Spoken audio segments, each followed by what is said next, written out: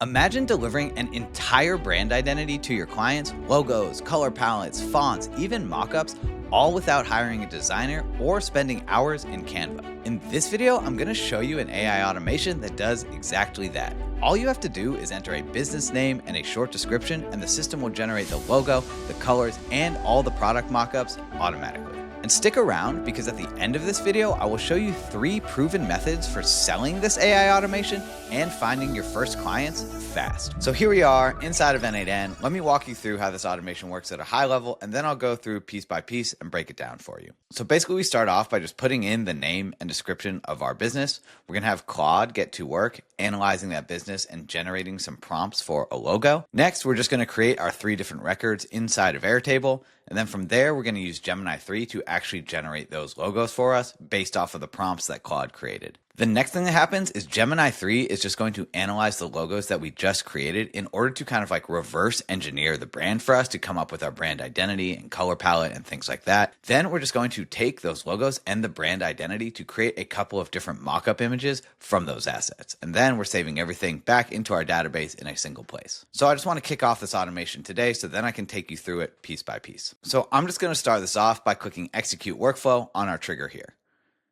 And we can see we have this little form that pops up. It asks us 2 very simple questions. What is your company name? And briefly describe what your company does. So for me, I'm just going to use my company today, and my company or AI agency is called The Build Room.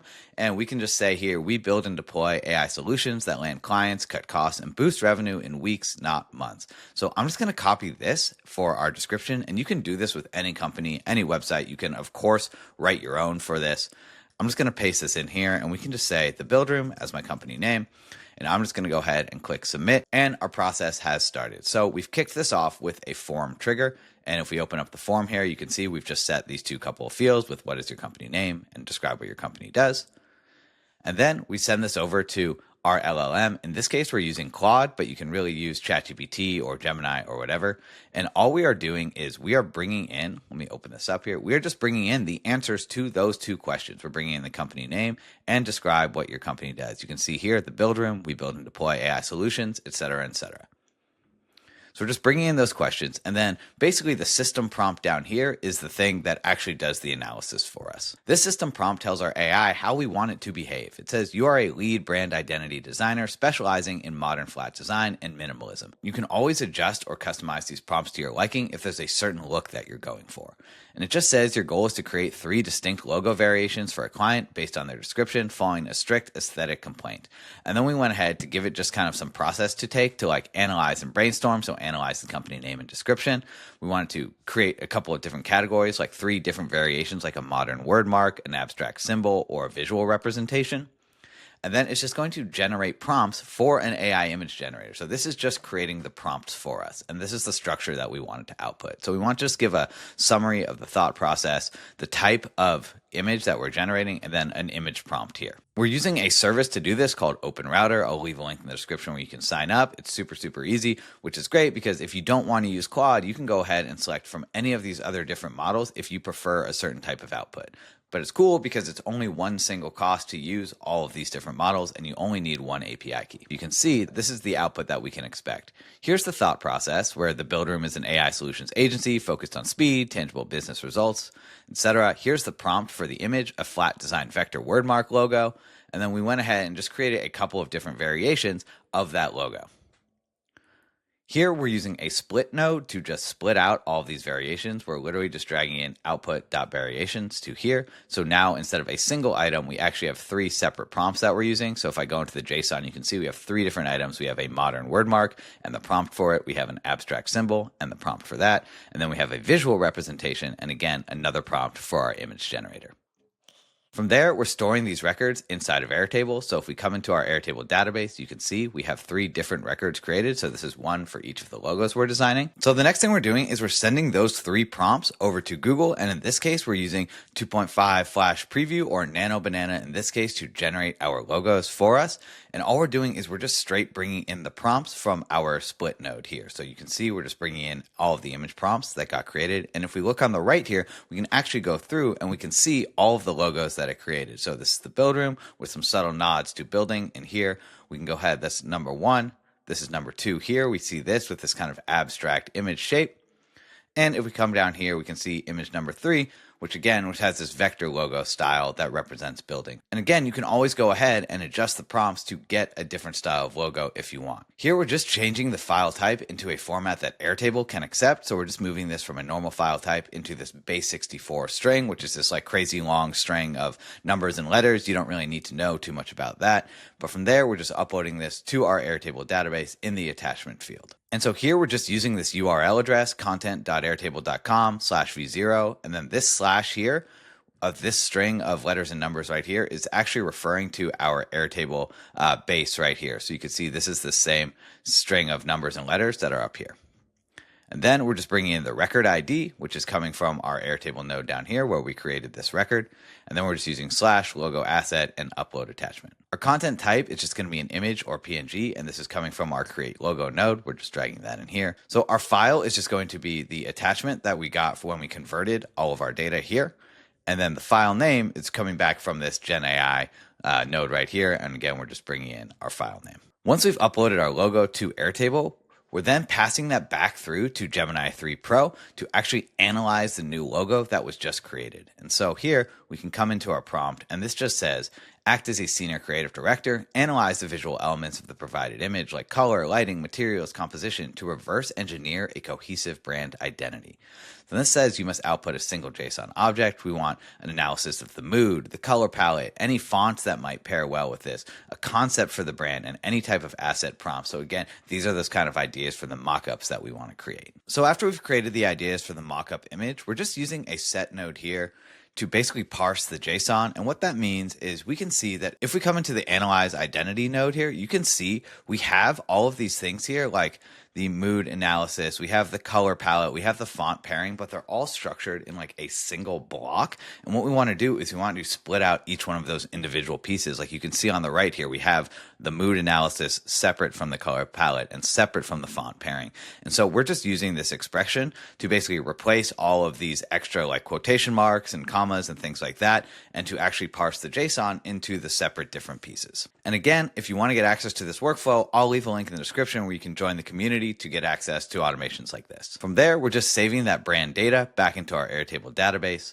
We're then looping through each one of those prompts or each one of those items because now we've created 3 mockup image prompts for each of our 3 logos. So you can see here we have 9 items coming out of that. Here we're just getting all of the logos from our Airtable database. We're bringing those back into Gemini 3 to create the new mockup asset logos using our asset prompts. Then we're using that same process to convert the file information to base64 and uploading it to our database and then changing the status to done.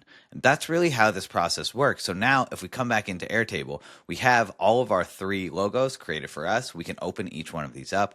We can see the project name, the description that we put in, status obviously is done now, the visual concept of the brand, the color palette we should use, the logo prompt that we use, the actual logo that was created. And now we have these 3 mockup ideas that we can then show to our clients to see what their logo would look like in context. So here we just have this one with the build room and the build room, and then like a little UI mockup. I don't love this one as much personally, but I think the first 2 are pretty cool. We can do the same for the second option. Again, this is the logo that we created. And if we come down here, we can see we have this kind of business card mockup. We have this like in situ again. This is a hard hat construction site, kind of funny. And then another UI mockup down here. So you can see that with some adjusting and customization to the prompts to fit your needs, how you can really quickly create and iterate design ideas for your clients or for your own business. Now that you know how to build this automation, let me show you how you can actually sell it. And there are 3 easy ways that you can start making money from this week. So the first thing you're going to do is you're just going to download this automation. So you have it, just come up to these 3 dots, go ahead, click download. There are 3 ways to do this. Way number 1 is to sell this as a digital product. Way number 2 is to create an offer and drive traffic to it using a source like LinkedIn. And way number 3 is probably the best way to do it. And I will show you that in just a second. So way number one is to turn this into a digital product. This was a strategy that I was using. I was selling my products on Gumroad. I was selling them for way too cheap, $10, $18, $6, right? A lot of stuff I was selling for $6. My best month before I started growing the community was $2,300, like in a single month from selling $6 products. So it was pretty incredible. Week one in my community, you can join for free. I'll leave a link in the description. We have a 14-day challenge, and week one is all about this process. So you can actually learn step by step how to package up your automations, how to set up your Gumroad profile, how to build your page, how to drive traffic to that page, and start getting your sales within a week. I highly recommend jumping in the community if you want to learn how to package and productize your automations for sale. Now, this is a really cool way to do this, but this is super low ticket. So way number two to do this is to create a separate landing page with a single offer.